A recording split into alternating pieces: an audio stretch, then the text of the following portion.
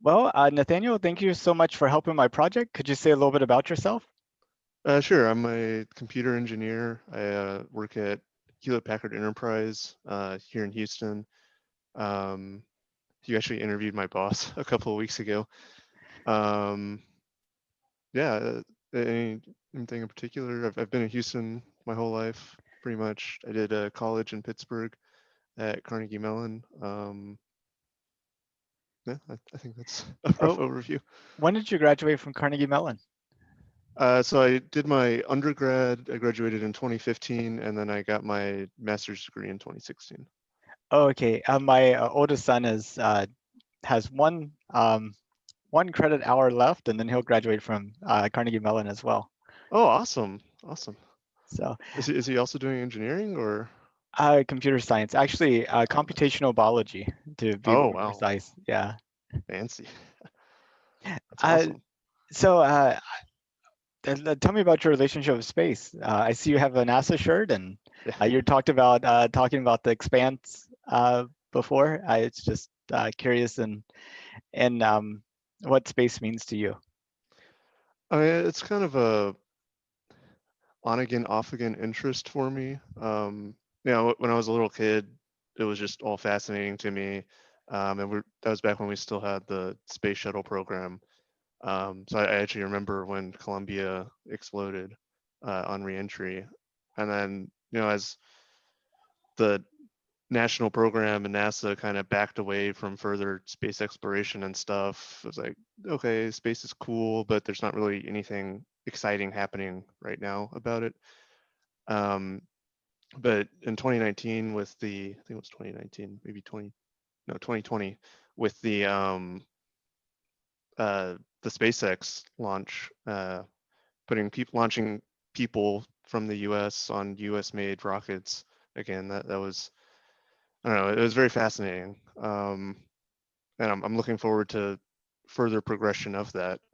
Um, and my biggest regret right now is that I haven't had a chance to go to NASA to see the restored Apollo mission control. Um, but yeah, it's something that's always there, and there's varying levels of interest. But it's I'm excited to see where this mission to go back to the moon goes, and then eventually Mars, I think. Um, and yeah, it's exciting. Uh, where do you see like the future of humanity? Do you think we're gonna forever be like mainly on Earth, taking like these little side trips to places, or do you? I think like the future of humanity is fundamentally us branching out into the rest of the solar system, figuring out how to make it to other star systems. Uh, like where do you see it going? I think at the very least, we're definitely going to have research stations on like the moon and Mars, and then potentially eventually growing that into, maybe a permanent residential or some sort of other presence there that's not just the researchers. Um, I, I I still think that's a ways off, um, but yeah, I think that that's the natural progression of humanity. We're going to need eventually we're going to need the resources that are in the asteroid belt. We're going to need more space. Yeah, it's if we can offload some stuff from Earth onto the moon or whatever, some of the more harmful things, maybe that's a way forward. I won't pretend to be an expert. That's just speculation. No, that sounds great. In terms of like the more harmful things, what are some things that come to mind that might be good to offload? Now you're asking me to flesh out my own idea. Um, yeah, I could see the first thing that comes to mind is power generation, but then how do you get power down to Earth? That's another issue to contend with. Yeah, any sort of heavy pollutant manufacturing, perhaps. I definitely have not thought this through all the way. But yeah, you can do that. Nothing is coming to mind off the top of my head. But the power generation is a fascinating one for me as well. I saw a stat um, about the sun's energy and how much of it falls on the Earth versus what doesn't fall on the Earth. You Mhm. know, so you can imagine you have like the orbit of the Earth around the sun, and you construct a sphere at that orbit, and then you have like the surface, you cut out like the shape of the Earth from that sphere, right? So that sphere represents all the energy that the sun produces that doesn't fall on the Earth. Do you have any idea on what order of magnitude the size of that number is? It's got to be huge. the, the amount that we're missing is beyond like billions of. Exactly. I think The it's sun. like 1/700 billionth of the sun's energy falls on the Earth. Dang. That's And that's responsible for every living thing, every gallon of oil that's ever been created, the temperature mhm. outside, the entire weather. So it's like, I mean, the future is nuclear, but it's the sun captured by some type of, and like you said, how to beam it down, that's a big question. But Just need very big batteries and ship them back and forth. yeah, I was talking to somebody yesterday about that too. That's what they were proposing as well. Of course, microwaves is another Mhm. thing that's been talked about. I could see that having some safety issues if you're not careful with it, though. I know you're like, I need to go and cook my food. I'll just hold it outside for a little bit. So It's like, I'll just put it out on the balcony. Okay. Oh, a little bit too long. Oh no. I know you're like, um, did you know that Jeff Bezos, the founder of Amazon, has a space company? Yes, I did. I'm blanking on the name. It's Blue Horizon. Horizon? Is that it? Of Blue Origin. Blue Origin. Something. Yeah, Yeah. Okay. but it's funny.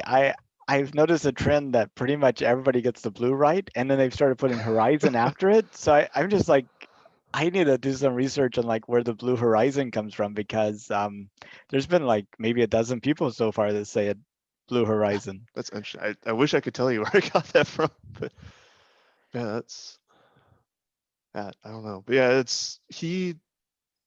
I don't recall what his specific aim is with that company. So is that like commercial flights or? Well, his specific aim. So about a year and a half ago, 2 years ago, he had a big press event where they showed the Blue Moon lander prototype, and Jeff was up there giving kind of like his vision. And what he likes to talk about is whenever he was founding Amazon, if he had to create everything he needed to start Amazon, it'd be impossible. But Mhm. like how to get money, credit card payments were already there. How to ship things, you had UPS and everything else already there. How to actually, reach people on the internet. I mean, the internet was already really taken off at that time. So Mhm. entrepreneurs were able to go and create all these startups, Amazon, Facebook, Google, and a whole bunch of other companies that we've long forgotten about. Uh, but I mean, people could start that in like their college dorm, right? But if you want to do anything in space, it's almost impossible. So he kind of talks about creating the infrastructure that would allow for everyday entrepreneurs to do things in space. But then his longer range vision was really what you were saying about protecting the Earth. He's like, there's no place in the solar system that's better than Earth. Earth is the special spot. We should use space to protect the Earth. And he kind of envisions creating like artificial worlds and like big space structures as being kind of more preferable than colonizing Mars or something. Interesting. Like kind of like massive space stations that would be free floating. Exactly, You mean? with like maybe Okay. they're spinning and the centrifugal force is pushing you out. Right. Right. Of course, I always thought that had to be a really strong structure, to, because all the force you're feeling is being felt on that structure too. So, Yeah. but that's why we need engineers. So, Yeah. it's just, Well, that's actually something I was just reading up on before this, trying to do a little bit of research was uh, HPE has actually started, they sent a supercomputer into space, just oh like wow, an off-the-shelf supercomputer, not one that had been specifically designed for space. And that was just part of testing of where does it wear, how does like how does it break down? And then they can compare it to one that was just sitting on Earth and figure out what really needs to be reinforced for if you're going to have these long journeys through space, like going to Mars, for example, and you probably need some computational power for that. Um, so yeah, that's lots of really interesting problems. Lots of disciplines are needed. That's that's just crazy times. Are like both sets of computers running like diagnostic tests and comparing the results and stuff like that just to make sure? I'm uh, not sure what exactly they were running. They may have just had generic compute stuff that they were running, but they were also testing what they called software hardening. So, instead of making a more robust memory chip or whatever, they have software that they're hoping to make AI and machine learning assisted to have these failure paths and make sure that, okay, I'm starting to see issues here. Let's just back the speed off a little bit so that way we don't hit issues. Um, and it was actually up there for over a year, I think, which was much longer than they anticipated. So hopefully that bodes well for future experiments and travel. but and back to our point about in-space energy generation, I mean, how much of our energy is used by data centers? And if you could put those data Massive centers in amounts. orbit, then you don't have to move the energy, you just have to move the data. That's true. Yeah, then that would probably be a lot more efficient in terms of um, moving data as opposed to electricity. That is, of course, there may be a little bit of a delay in getting your data, so it may be long-term storage stuff, but I could see Or that working. lots of batch stuff, like protein folding problems or Oh yeah, yeah, cryptocurrency type things, and things yeah, like intensive compute, but very low communication. yeah. No, no, that's actually a really good idea. Yeah, like even like animations and screen rendering Mhm. and creating like, where you can just batch it up, send it off, get the results back. Yeah, I didn't even consider that. Now I want to make I was gonna say the world's largest, but I guess it's the universe's largest Bitcoin farming Well, I place. don't know. We found lots of exoplanets. Uh, it, that many of them could already have a lot of space infrastructure in their systems. That's true. So I guess our our small universe, what Our we know about, system, yeah. yeah, our system, our star system, I could be the largest there. But you mentioned SpaceX. Do you know what else they're up to? Uh, SpaceX specifically or other Elon Musk things? SpaceX specifically.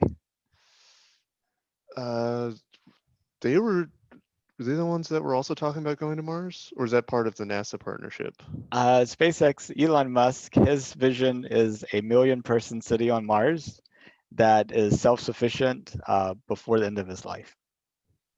Dang, that's that's ambitious, but I mean that's how you achieve these things. You have to have the dream. And he thinks the first thing he has to figure out is the transportation issue. And so he's Mhm. working on this massive rocket called the Starship in Boca Chica, Texas, down there near Brownsville. Oh Uh, yeah, I did hear about yeah, and they're supposed to have a test flight, I think, today or earlier this week. Take it up 12 kilometers and have it land. And they're actually building hardware. They're building a factory down there that's currently producing one of these a month, and they that. plan to Wow, ramp that up to like two a week, and each one would be capable of doing multiple flights per day. Um, dang, and you would be able to go from Houston to Shanghai in like 30 minutes, for example. my gosh. I know. You could leave for a HP business meeting at the end of your day after the family goes to sleep, and then go and have your meeting and come home before everybody wakes up. Crazy. Wouldn't that be crazy? Yeah, or just be like, you know what, I feel like having some Chinese food today, and then going and actually getting Chinese food from China or something. Exactly. I want the real stuff. Yeah. I want it fresh. Um, so about us going to the moon, when did you hear about it? Um, I can't pinpoint exactly when it was.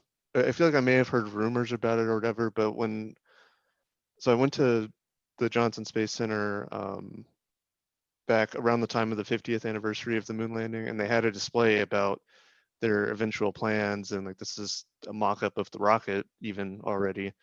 So I think it was probably around then when I first really started hearing about it. Oh, that's good. Would you believe that most of the non-space people I've talked to have no clue we're planning to go back to the moon? I would believe it, yeah. Do you think that is, do you think if more people knew about it, they would be excited and then we would do more things? Or do you think it's really not a concern? That's a good question. Yeah, I'd feel like if there was more kind of advertising and PR about it, which honestly SpaceX is kind of doing a decent job of that, I think. Then yeah, if you can get the people behind you, then they're more likely to get government funding and assistance, and uh, yeah, you would get more support that way, hopefully. Yeah. Of course, you might also have a lot of people going, "What? We're spending how many billion to send people to the moon? What about Yeah. what about personal protective equipment and vaccinations and you know global climate change and all this other good stuff?" Well, so yeah, removing 2020 and coronavirus from the equation, then yeah, I think generally people, obviously I'm biased, but I think generally people would be for more space exploration. Um, and like we discussed earlier, that can kind of lead into fixing other things. I mean, just think of all the stuff that we got from our first trip to the moon, like Velcro and all these scientific advancements that happened because we were able to study out in a zero G environment and all that. Um, so I mean, I don't view this as like, oh yeah, let's have a field trip to the moon. I think it's much more of a, this is a driver of scientific innovation. Um, and hopefully people see it that way as well. Yeah.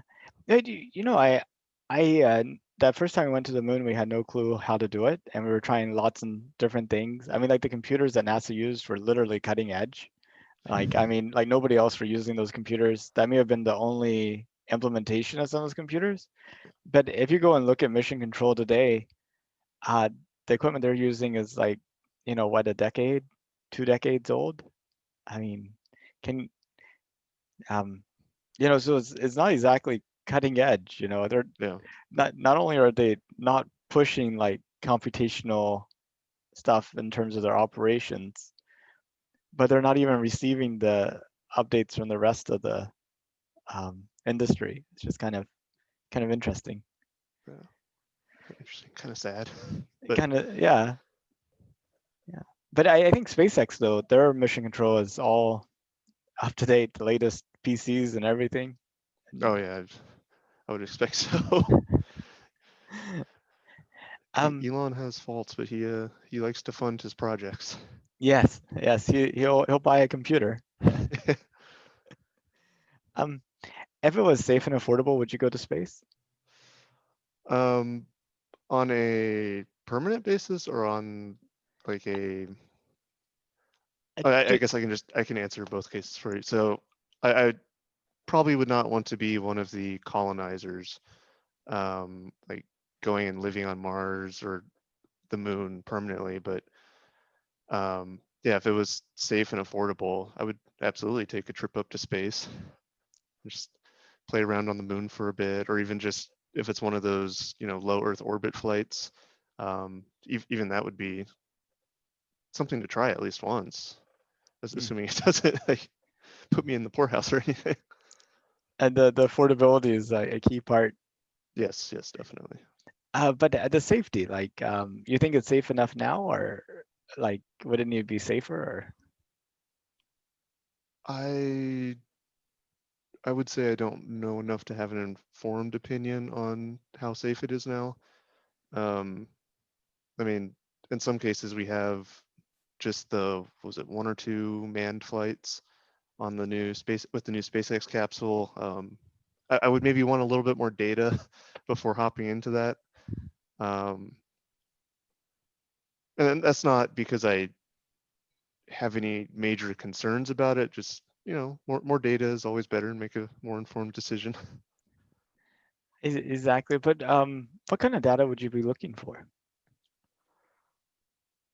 I've I would say mostly just, a kind of like with the vaccine trials, they had the phase one, phase two, phase three, and so they did all the science and all that, and then they did, a small group of people, then a larger group of people, and then, diverse groups of people and all that to make sure they had a reasonably safe vaccine. So I don't have, not to get sidetracked onto coronavirus, but I don't have any qualms with getting the vaccine once it's available to me.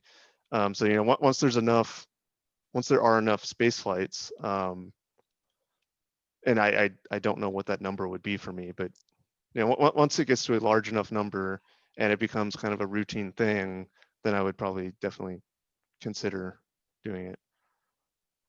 That makes sense. I know some people, they're afraid of flying, so they wouldn't go to space. That makes complete sense to me too.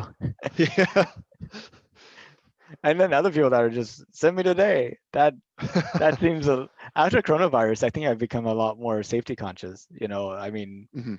like I think your odds of dying from coronavirus is like what, 1 or 2 in 100? uh, that sounds about right. There's new numbers every day, but yeah, Something like that. yeah. I mean, there's other activities that I do where my odds are much higher of Mhm. dying, or at least they feel like it. But I think the difference is there's other things I feel like I'm a more determinant factor in the outcome than you Right, are with the like whenever I was doing flying lessons, I could pay better attention, go flying on safer days, non-weather days, and I can right, make sure my instructor is really completely alert and paying right, attention and right. stuff. Yeah, So you have more control over it, so you can adjust the odds based is off that your own attentiveness and stuff. right? Yeah. Had somebody just putting some virus particles in the air that I get absorbed. It's a little bit harder, I guess. I guess that's where the spacesuit comes in. Why don't we have spacesuit? That would be awesome. Yeah. Walk around every day in one. Oh, exactly. I got my own air. Thanks. Have you heard of this program called Space Hero? I have not, no. So it's a contest that's going to be launched later this year.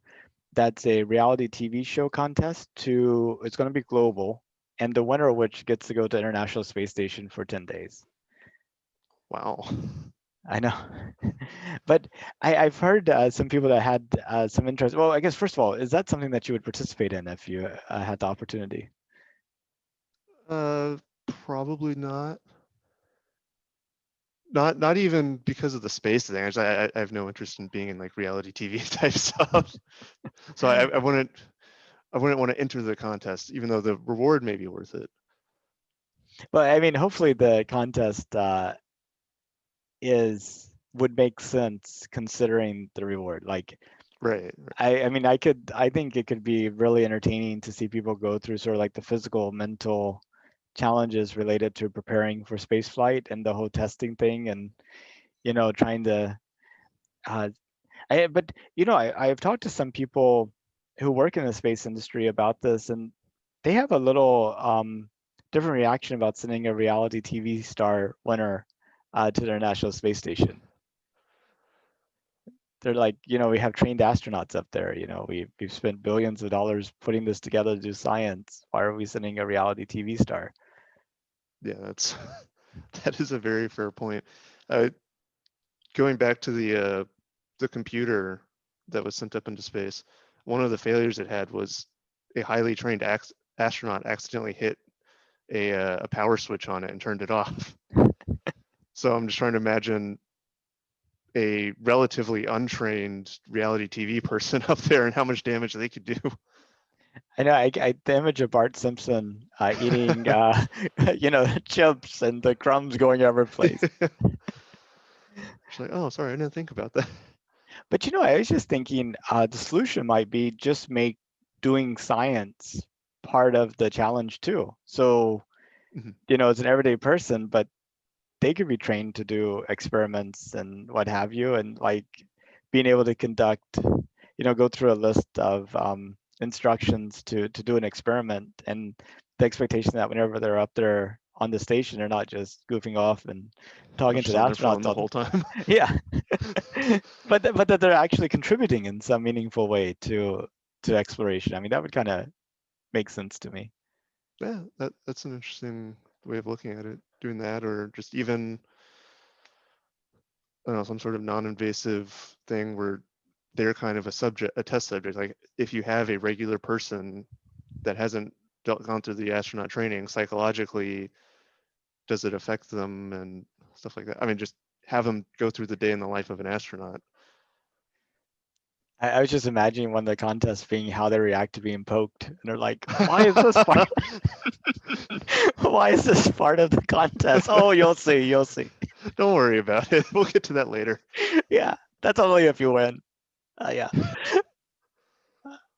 Um. Yeah. So that's really cool. Well, I really appreciate your time. Is there anything else that you want to talk about that we didn't get to? I think we hit the majority of the things. Oh, there was one website. I can't remember it offhand, but I don't know if you've seen it. But there's it's like a real time Apollo 11 mission control replay. Uh-huh. So it's over the course of however many days, and it's just you can hear all the stations, and they have all sorts of archived photos and video and stuff that you can watch and look at as you go to. It's something interesting to have on in the background while you're working. Oh, wow. So you feel like you're like living through that time. Like Yeah, yeah. Let's see if I can. is it like Apollo 11 real time or something? Yeah, apolloinrealtime.org. That's what That is I'll have to check that out. I had heard about these things. I think I saw one for Apollo 17, but I haven't actually looked at one, which is kind of a big miss on my part. So that thanks for pointing that out to me. Yeah, no problem. No problem. Well, you have a good rest of your day, and feel free to reach out if you have any space related stuff. All right, awesome. Thank you. You too. Okay, thanks. Bye All right, bye. bye.